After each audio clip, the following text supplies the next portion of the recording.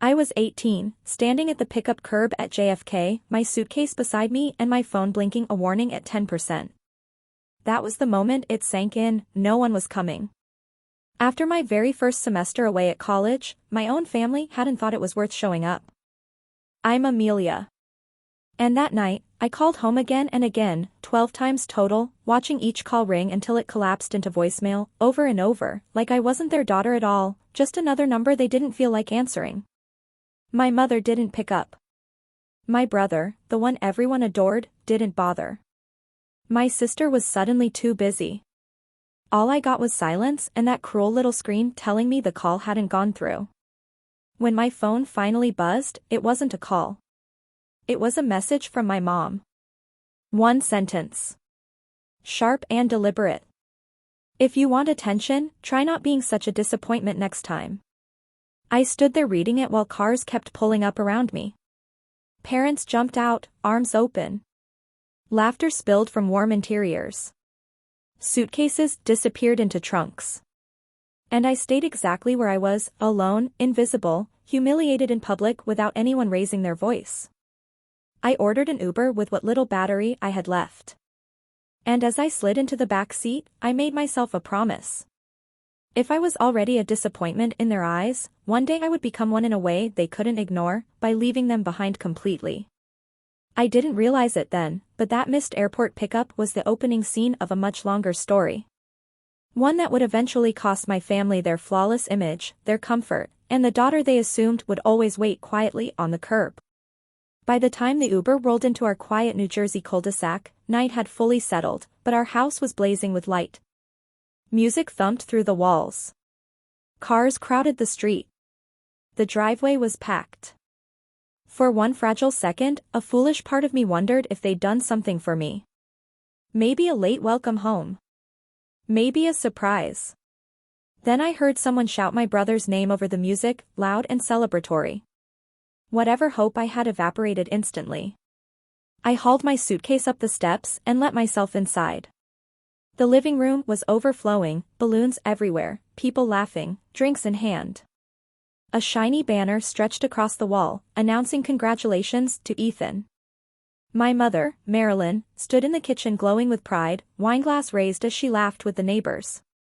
My dad, Sergio, was slapping Ethan on the back while my brother soaked up the attention, retelling the story of his marketing promotion like it was a legend in the making. I stood in the doorway for a long moment before anyone even realized I existed. When someone finally did, it was my sister, Sophia. She glanced up from her phone, her expression pinching like I'd brought something unpleasant in with me. "Oh. You're back," she said, then went right back to scrolling. My mother hurried over, but not to hug me. She leaned in close and whispered sharply, telling me I was blocking the hallway, that my suitcase needed to be moved, that tonight was important. Important for my brother. She didn't ask how school was. Didn't ask if I was tired. Didn't ask if I'd eaten.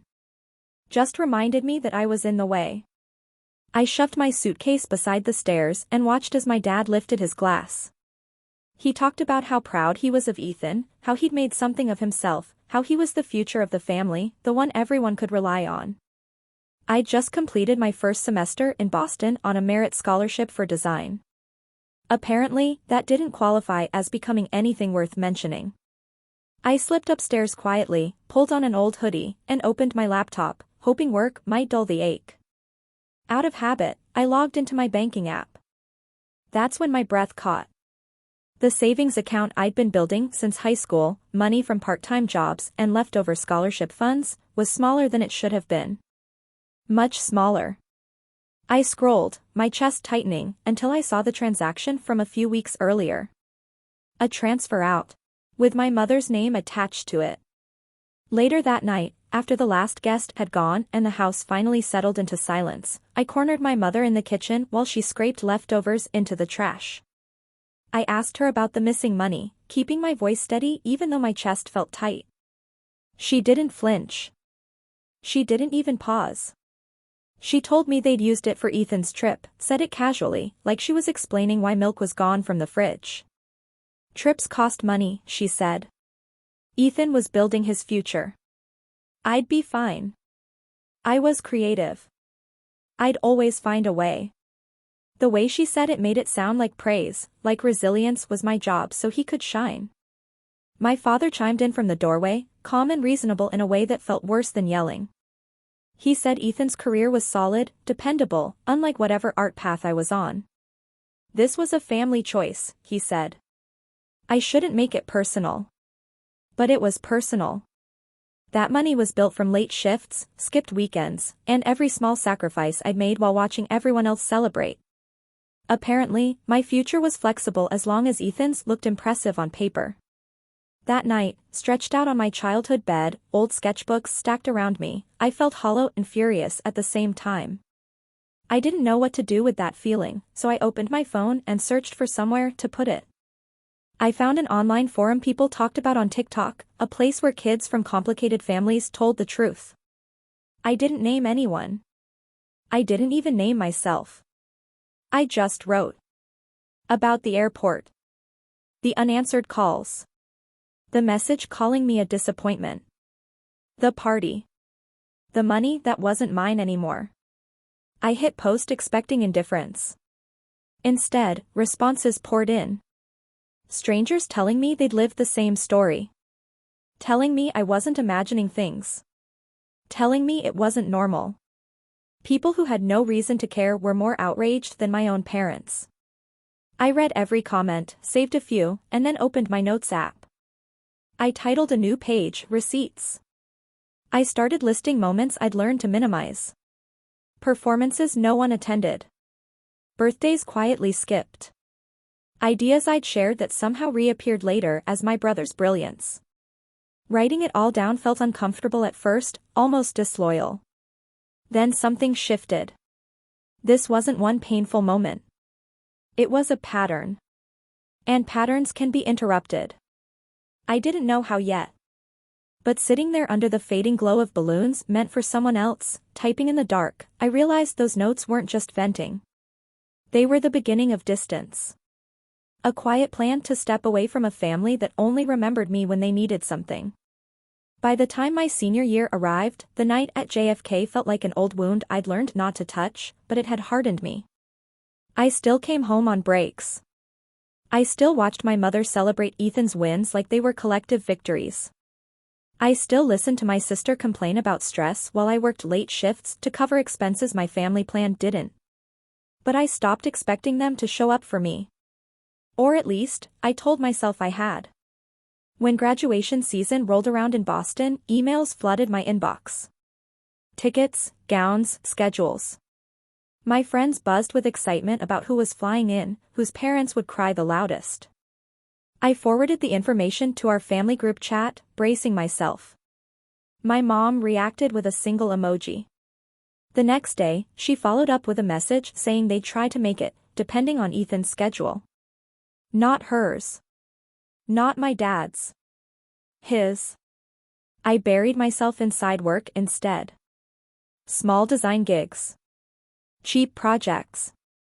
Anything to stay distracted. I told myself it didn't matter who sat in the audience as long as I crossed the stage. But as the day crept closer, the silence pressed harder. The night before graduation, I called my mom one time. Just once. I asked when they were leaving in the morning. She sighed, tired and impatient, and said Ethan needed the car for an important client meeting. They couldn't be in two places at once. I waited for a solution, anything that sounded like effort. It never came. She told me I'd be fine. Said it was probably being streamed anyway. They could watch later. Then she went back to talking about Ethan and hung up because dinner was ready. The next day, I stood among hundreds of graduates, caps tilted, gowns brushing the grass. Names echoed across the lawn. Families waved. Parents cried. I scanned the crowd out of habit, even though I already knew. No familiar faces. When my name was called, I walked, smiled, shook hands, and saw myself projected on the giant screen. For one strange second, I realized my face filled more space there than it ever had at home. Afterward, groups formed of photos, hugs, plans for dinner. I stepped aside, leaned against a tree, and checked my phone. The family chat was quiet except for one message from my mom, sent hours earlier. A reminder to reset the Netflix password for my brother. I opened my banking app again, this time with shaking hands. Charges stared back at me. The phone plan. Streaming services. Subscriptions everyone used but only I paid for. They hadn't shown up for my graduation, but my account had never missed a month. Standing there in my cap and gown, I understood something clearly. They didn't miss me. They missed my access. And right there, before the day even ended, I made myself a promise that mattered more than any speech. I was done financing a family that couldn't even spare applause for me.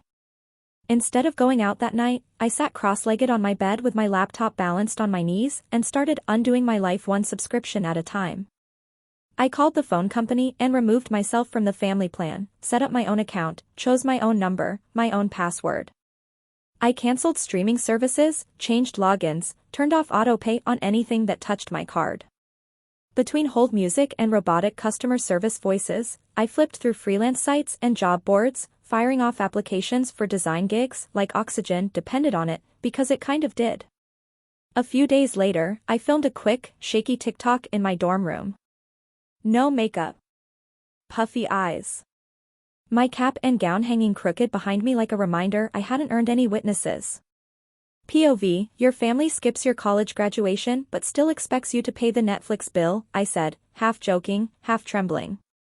I added a caption about being left at JFK at 18, about quietly deciding to stop funding people who never showed up. I hovered over the post button longer than I want to admit, then hit upload and went to sleep. When I woke up, my phone was vibrating non-stop. Comments from strangers saying, this hit way too close to home. I canceled the family plan last month too. You're not the problem. It wasn't viral yet, not really, but it was enough to crack something open. In comment sections and DMs filled with people I'd never met, I felt seen in a way my own family never managed. I opened my receipts note, added a new line, graduation they didn't come to, then created another note underneath it. I titled it, Plan to Get Out. At first it had 3 bullet points. Make money. Set boundaries. Leave for good. But I knew it wasn't just a list. It was a future where my worth didn't depend on whether my family remembered I existed. The video that really changed everything wasn't even polished. It was a 30-second rant filmed at midnight in my tiny Boston kitchen. I was still wearing my campus security hoodie, hair shoved into a messy bun. I propped my phone against a cereal box and said, remember when my family left me at JFK because my brother had a party? Yeah. They also skipped my college graduation, but still expect me to pay their Netflix bill. I laughed, but my eyes didn't. I posted it without thinking. By the time I finished washing the dishes, it had a few thousand views. By morning, it had exploded. Hundreds of thousands. Then over 1 million. People stitched it, duetted it, used my audio to tell their own stories, missed recitals, forgotten birthdays, empty seats at graduations. Strangers called me their internet sister. Airport girl. The one who finally said it. I wasn't yelling into the void anymore. The void was yelling back. DMs started flooding in. How did you leave the family plan? How did you afford to move out? How do you set boundaries when your parents guilt trip you? I felt wildly unqualified. I was just a design major with a part-time job and a deeply messy family. But every time I answered honestly, people replied the same way, thank you. I thought I was crazy. So I kept going. I turned my receipts into content, changing names, focusing on patterns instead of people. One story became many. I broke the airport night into parts, the calls, the text, the Uber, the party. I blurred faces in old photos and used them as backgrounds. I never said their names, but anyone who knew us could connect the dots. Apparently, some of them did. A cousin I hadn't spoken to in years messaged me privately. Is this about your family? They asked. Honestly, I always thought they were way harder on you than Ethan. That was the moment I stopped doubting myself. It wasn't just in my head. People had seen it all along. They'd just stayed quiet. My following grew in waves, jumping every time a video landed on the FYP of someone who needed it. I pinned a video titled "To the Kid Your Family Forgot to Pick Up," where I talked about budgeting, moving out, finding roommates who didn't treat you like furniture. It stopped feeling like complaining and started feeling like building a map. One night, after a live stream where I explained how to cut off a family phone plan without drowning in debt, someone commented, "You should start a podcast." I'd listen. The idea stuck. A week later, sitting on a secondhand couch in my shared Boston apartment, I recorded the first episode into an old USB mic. "Welcome to Left at the Airport," I said, a podcast for the kids who were never the main character in their own family. I talked about JFK in detail. About the moment you realize your supposed safe place sees you as optional. I cried once. Laughed twice. Almost deleted the whole thing before posting it. People listened, not millions, not yet, but enough. They told me they played it on the way to therapy, while packing to move out, while blocking a parent's number for the first time. Each episode blended more of my story with the practical stuff. Freelancing. Rates. Financial separation. Staying when it hurt. Leaving when it hurt more. It wasn't revenge in the dramatic sense. It was quieter than that. It was the kind of revenge where no one gets to rewrite what they did to you. Back home, the ripple effects started. My mom called one evening, her voice tight instead of distracted. "Apparently people online think we're terrible parents," she said. "Ethan's coworker sent him a video. Is this about us?" I looked at my laptop, my inbox full of new client inquiries since the TikToks took off, and felt something unfamiliar when she tried to guilt me. "Nothing. Just calm. I didn't use your name," I said. "If people recognize themselves, that's not my fault." She said people were exaggerating. That every family makes mistakes. That I was embarrassing them. For the first time, embarrassment wasn't my burden to carry. That same week, she texted the group chat asking why the Netflix payment failed, why the phone bill was higher, why the Wi-Fi company was threatening shut-off. I typed 3 sentences, stared at them, then sent them. "I'm not on the family plan anymore. I've been paying more than my share for years. You'll need to set up your own accounts." No apology. No explanation. Just the same blunt reality they'd always handed me, this time reflected back. Not long after, I signed a lease on a small studio in Boston. No trophies. No family portraits. No echoes of who I was supposed to be. Just blank walls, a beat-up desk, my laptop, and a microphone. When I posted the moving vlog, empty shelves, a mattress on the floor, the comments weren't sad. They were cheering. A new life unlocked. A quiet launch into freedom. This was what breaking the cycle actually looked like. In my DMs, people started calling me Big Sister Amelia, thanking me for saying the things they'd been swallowing for years. My family had always treated my art, my design, my words like side hobbies. The internet was telling me they were something else entirely, a way out. What I didn't realize yet was that my small podcast and those confession-style videos weren't just helping me heal. They were slowly tearing apart the polished image my mom had spent years crafting of our flawless family. And the more I stepped into my own life, the clearer it became that they weren't just losing access to my money or logins. They were losing access to the version of me who stayed silent. Sharing your story online feels like whispering into a packed room at first. Then one day you look up and realize the room has gone completely still, and everyone is listening. A few months after moving into my tiny Boston studio, episodes of my podcast about boundaries and being left at the airport started getting recommended by larger creators. A mental health influencer with a massive following played a clip of me talking about the 12 missed calls and my mom's disappointment text. Overnight, my downloads tripled. People began emailing me their own stories, asking if I could share them anonymously on the show. I agreed, as long as details were changed and identities protected. What I didn't expect was how small the world would feel once my story spread beyond my corner of the internet. One afternoon, I got a DM from my cousin, the same one who'd cautiously asked before if my videos were about our family.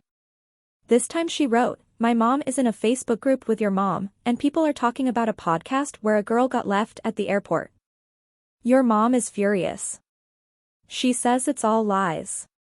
I laughed when I read it because I could already picture my mom's version of events. I imagined her typing angrily about traffic, about exaggeration, about me chasing attention. But the problem was that too many people in her life had seen enough over the years to sense something didn't quite add up. My cousin told me one of the other moms commented under a vague post my mom made about ungrateful children, asking, "Didn't your daughter get a full scholarship for design? That sounds like something to celebrate." That was the first visible crack in the image she'd worked so hard to protect. While she was scrambling to manage whispers in a Facebook group, I was sitting in Zoom meetings with real clients who found me through TikTok and my podcast. A business owner in Seattle hired me to redesign her entire brand after hearing me talk about being the invisible kid and wanting to build something that truly felt like mine. She told me anyone who could turn that kind of pain into something useful was someone she trusted. My rates increased. My calendar filled. I paid my bills without panic and opened a separate savings account with automatic deposits, something I used to think only other people managed to do. Back in New Jersey, things unraveled more quietly. I didn't hear all the details at once, just fragments. Once my phone plan stopped being auto-paid, the service got shut off, and my mom had to go into the store and admit she couldn't cover the balance immediately. She'd relied on my account like an endless resource for so long that losing it hit fast. Streaming services I used to fund were canceled or downgraded. Small comforts disappeared the moment they had to swipe their own cards. They survived, of course. They were adults. But for the first time in years, they were surviving without me silently cushioning the fall. Ethan felt it differently. He loved bragging about his marketing job and big projects.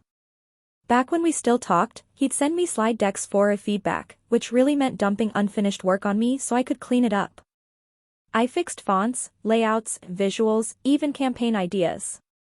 He'd present it all and get praised for being creative. After my content gained traction, one of his coworkers connected the dots.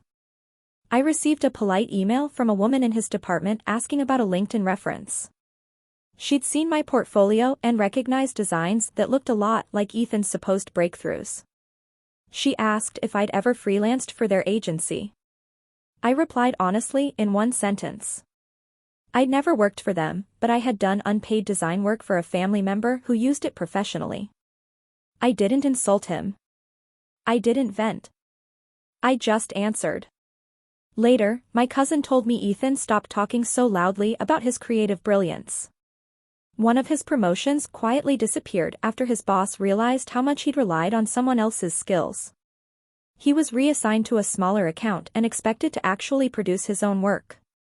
Without me fixing things behind the scenes, the illusion didn't hold. Sophia's consequences arrived with deadlines. She'd grown up assuming I'd always be there, editing essays, polishing slides, walking her through applications.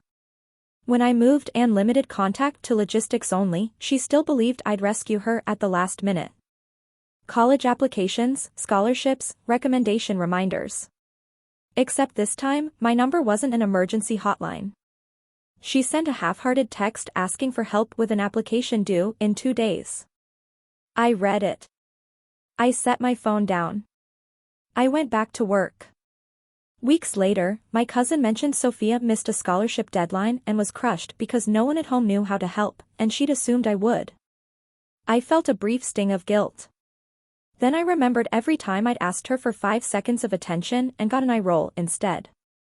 She wasn't ruined. She'd be fine.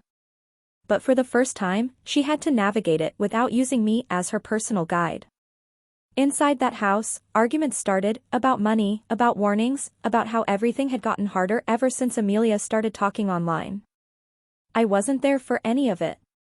You don't have to be in a room to sense the temperature when you've lived in that weather your entire life. The difference now was simple: their anxiety no longer belonged to you. And while their world tightened, yours kept quietly expanding.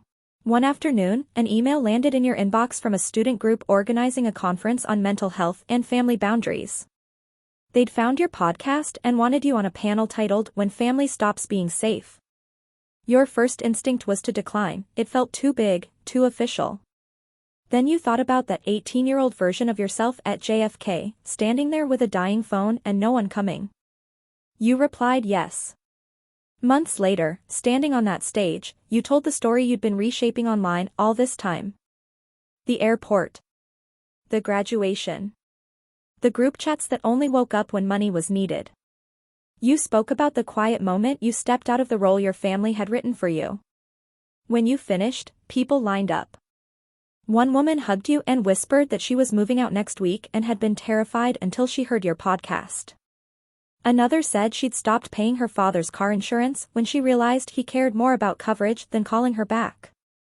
On the train home, watching the city blur past, something settled in your chest. Your family had spent years telling you your art and your words were worthless. Now those same words were holding strangers together. Your mom used to say you'd understand how hard parenting was someday. Maybe she was right. It's hard, especially when the truth becomes visible and the child finally stops protecting you from it. And the strangest part was you weren't trying to ruin them. You were just done hiding for them. You thought that would be the end. Separate lives. Them simmering in their suburb, you healing in your city. You didn't yet know the real confrontation was still ahead, that the next time they reached out, it wouldn't be about bills or passwords. It would be about survival, pride, and the 37 messages your mom would leave on your phone, begging for something you weren't sure they still deserved. 3 years after that night at JFK, you woke to your phone vibrating so hard it nearly slid off the nightstand. It was a Sunday. Your laptop held a half-finished podcast script, your coffee had gone cold, and for once your biggest concern had been construction noise bleeding into your mic. You reached for your phone, expecting emails or DMs. Instead, one name filled the screen. Mom. 37 messages. At first, they were just stacked notifications. Then the words sank in. Please pick up. We were wrong. Come back. We need to talk. This has gone too far. You're still our daughter. The same woman who once told you to try not being a disappointment if you wanted attention was now flooding your phone in panic. There were voicemails too, her voice thin and shaking, saying things you dreamed of hearing but never believed you would. I know we hurt you. I know I hurt you. I didn't understand how bad it was. Please, Amelia. Just talk to me. The old version of you would have called back instantly, desperate to finally be chosen.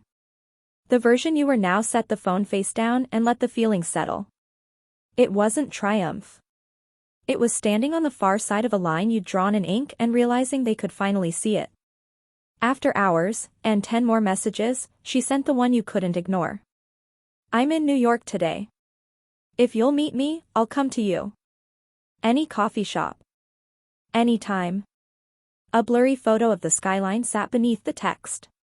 You stared at it while your cursor blinked on an unfinished sentence about boundaries not needing permission. It felt like a test you hadn't prepared for. You replied with one line. Tomorrow. 11 a.m. Bryant Park. Coffee shop on the corner. No softness. Just logistics, the way she used to text you about payments. The next morning, you took the early train from Boston to New York. Headphones on. Music steady. Your chest caught between dread and curiosity. 3 years ago, you'd stood outside an airport here waiting for people who never came. This time, showing up was your choice.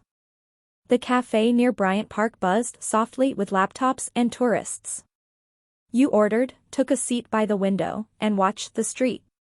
When your mom walked in, she looked smaller, not in size, but like something essential had drained out of her. Her hair was pulled back hastily. Lines framed her mouth.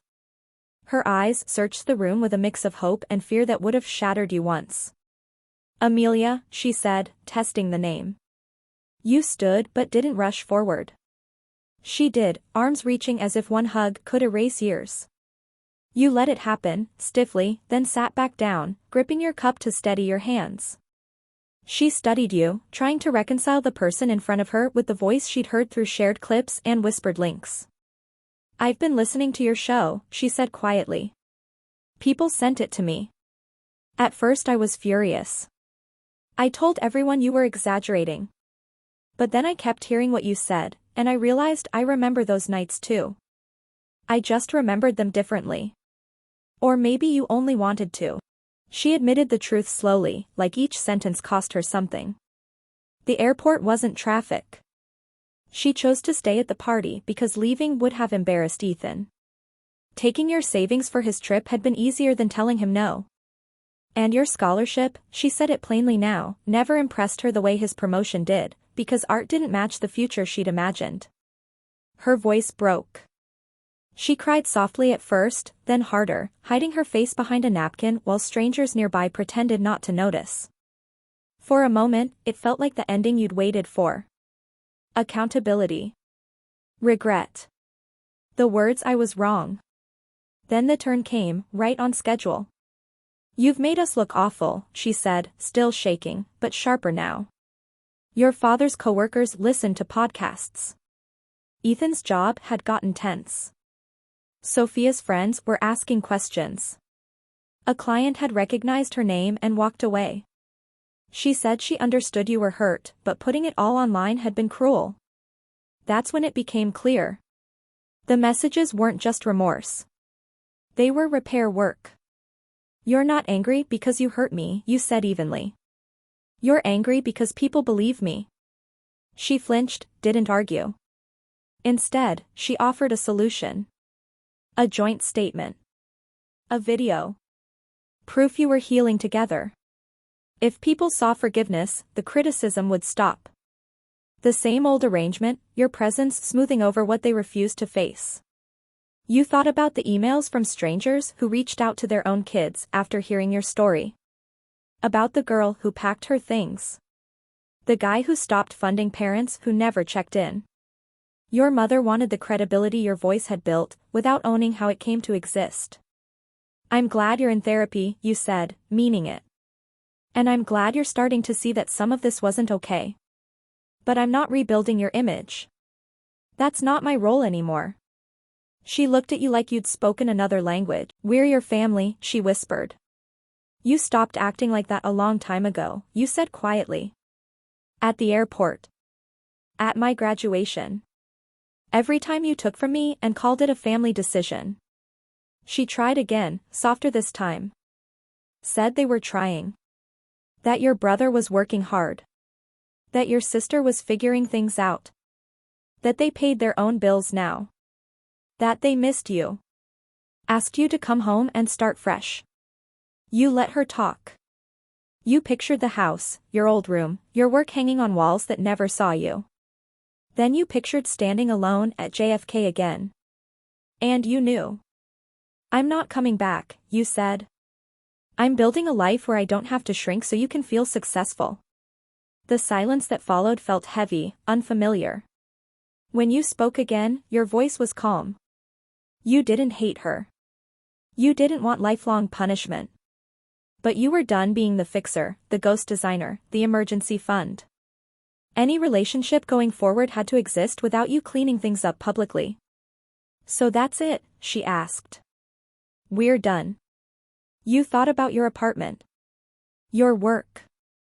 The people who showed up for you without obligation. "We can talk," you said. "But on my terms. I already have a family. They just aren't related by blood." She nodded, staring into her coffee. You left money on the table, picked up your bag, and walked out. This time, you were the one choosing to leave. Outside, your phone buzzed, a new review saying your story helped someone finally step away from emotional abuse. You looked up at the sky and understood something you wish you'd known at 18, walking away isn't always triumphant. Sometimes it's just quiet. And quiet is better than begging for love that only shows up when exposure threatens comfort. You didn't know it then, but that quiet would become your foundation. If someone had told the girl stranded at JFK that she'd end up in a calm Boston apartment, with work she loved and strangers calling her big sister because of a podcast she built from pain, she wouldn't have believed it. But that's where you are now. Your days are simple. Coffee. Deadlines. Outlines in a notebook that once held drawings you were afraid to share. You record from a corner you built yourself, talking about boundaries, money, and chosen family, about refusing to wait at emotional terminals for rides that never come. The audience grew slowly, then suddenly. Tens of thousands listening. Messages arriving that begin the same way, I thought I was alone. No one is draining your account. No one is dismissing your work while asking for favors. Your life isn't perfect, but it's yours. Your family didn't collapse. They adjusted. Therapy. Quieter holidays. Smaller truths. You're not tagged. You're not responsible. You reply when you want, kindly, from a distance. That's the part people don't explain about revenge or karma stories. The real win isn't destruction. It's refusing to burn yourself to keep others warm. It's letting people live with the absence of someone they treated as disposable, while you become someone they never believed you could be. If you're listening and you feel like the extra in your own family, hear this, you're allowed to step back. You're allowed to say no. Love isn't waiting alone for people who keep choosing not to show up. And if you've ever walked away and wondered if you were wrong, tell your story. Someone out there needs to know they're not alone.